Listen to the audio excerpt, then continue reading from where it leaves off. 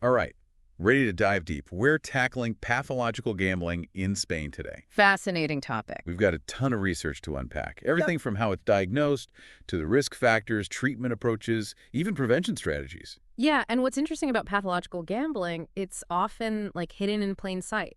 Yeah. It's not always obvious who might be struggling. Absolutely. And speaking of clarity, before we get too far, let's talk about the term itself. Yeah.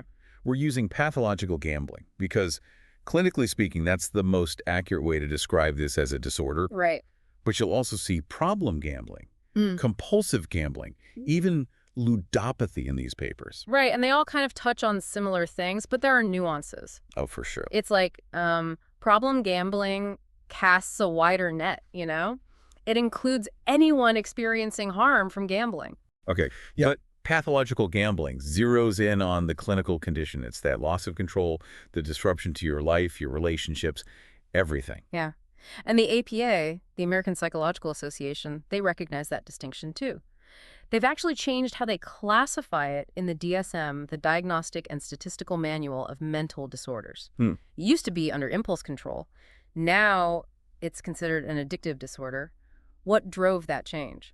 Well, it all comes back to understanding what's happening in the brain. See, pathological gambling shares a lot of similarities with substance addiction. Interesting. It's about the brain's reward system getting, well, hijacked is a strong word, but So just like with drugs, we're talking about dopamine being released, Okay. creating that like euphoric feeling. Exactly.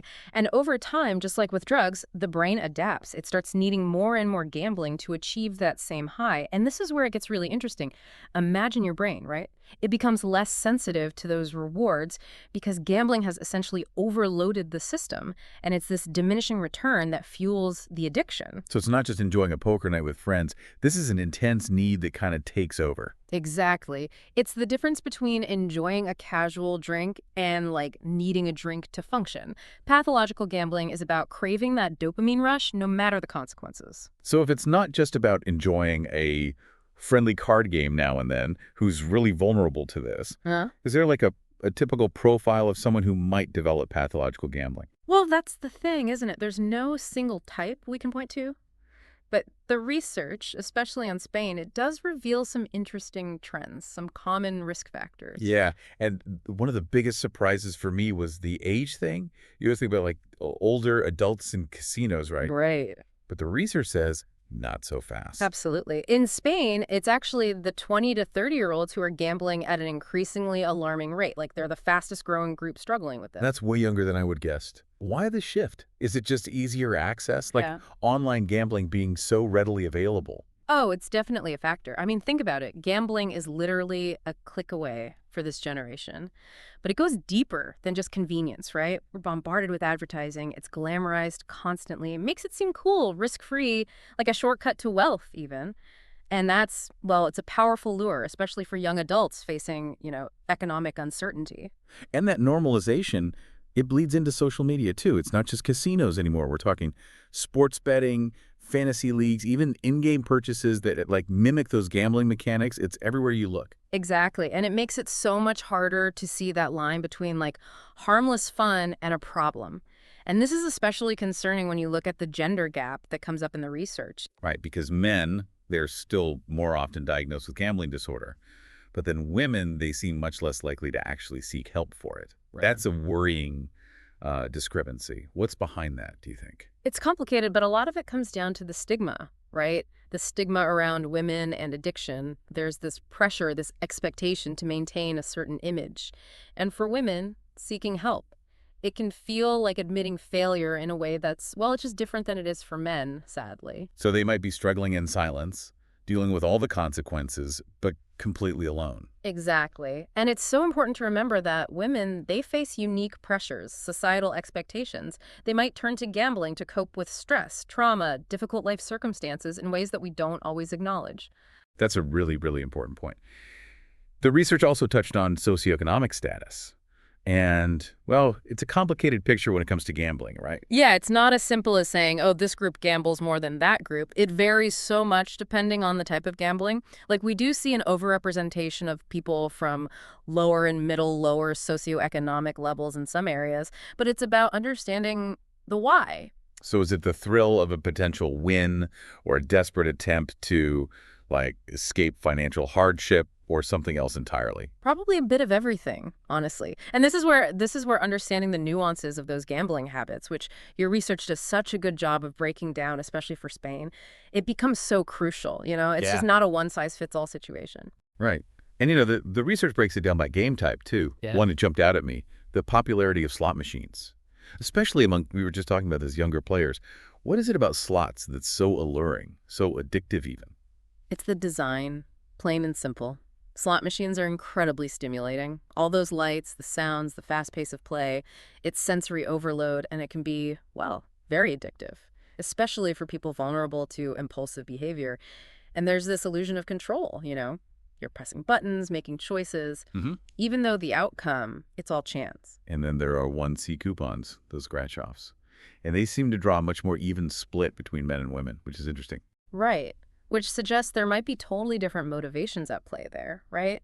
Maybe they're more appealing to the casual player, like a quick thrill, a small investment for a potential reward. It's just a different kind of engagement than, say, the immersive experience of a slot machine. And what about bingo? The research mentioned that one too, saying it attracts, well, it's a mix. Regular players and then the occasional. Bingo's interesting because it's so often a social activity, you know? It's woven into the fabric of the community in a lot of places.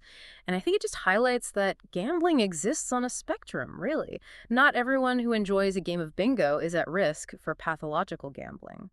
But it does underscore how important it is to recognize those potential risks, even with something that seems harmless, you know? Which brings us to the heart of it all, I guess, the consequences. And we're not just talking about losing your savings here. Not even close. The impact of pathological gambling, it reaches every aspect of a person's life. Imagine the emotional toll, the guilt, the anxiety, the shame of knowing that you've hurt the people you love most because of this. Yeah, it's a heavy weight to carry. And the research you shared, it really drives home the link between pathological gambling and other issues too, like depression, insomnia, even physical stuff. Headaches, stomach problems, you name it. It becomes a vicious cycle, you know? Because the worse those consequences get, the financial strain, relationships breaking down, the more someone might turn to gambling to cope, to escape, to chase that feeling of relief, even if it's just temporary. Okay. But of course, that just makes it all worse in the end. And we can't forget about the families. It's not just the gambler who's hurting here. The research really paints a difficult picture of the impact this has on families that shattered trust, the financial worries, the constant fear for their loved one's well-being. It's incredibly hard. Imagine having to watch someone you love, a partner, your child even, a parent, anyone go through that. It's emotionally exhausting, and it creates these rifts that are so hard to heal. Families often end up carrying the weight, you know, the debt, the emotional burden, the responsibility of finding help. Often without enough resources or support themselves, it can tear families apart. And it goes way beyond individual families too, doesn't it? Okay. This is something that affects society as a whole. Exactly.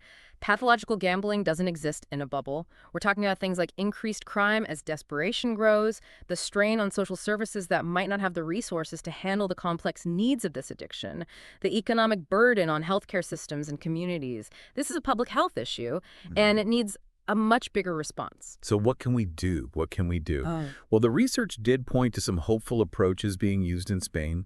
One that stood out to me was that emphasis on just talking about it, breaking the silence surrounding this addiction. So important. We have to challenge the stigma. Pathological gambling, it's not about a lack of willpower. It's not a moral failing. This is an addiction. And just like any addiction, it requires understanding, compassion, and most importantly, effective treatment. But none of that is possible if we don't talk about it. Absolutely. So when we talk about treatment, what's working?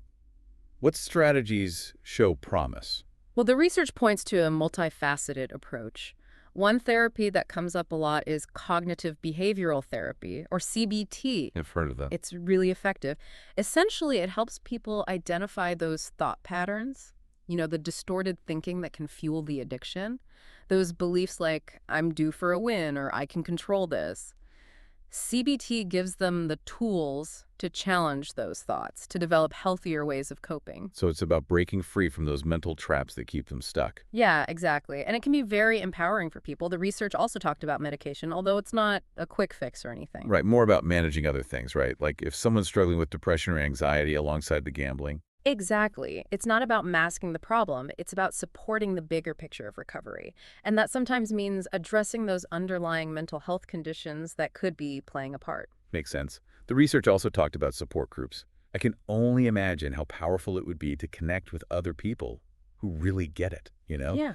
to find that community, that shared experience. It's invaluable, honestly. Groups like Gamblers Anonymous, they provide that safe space.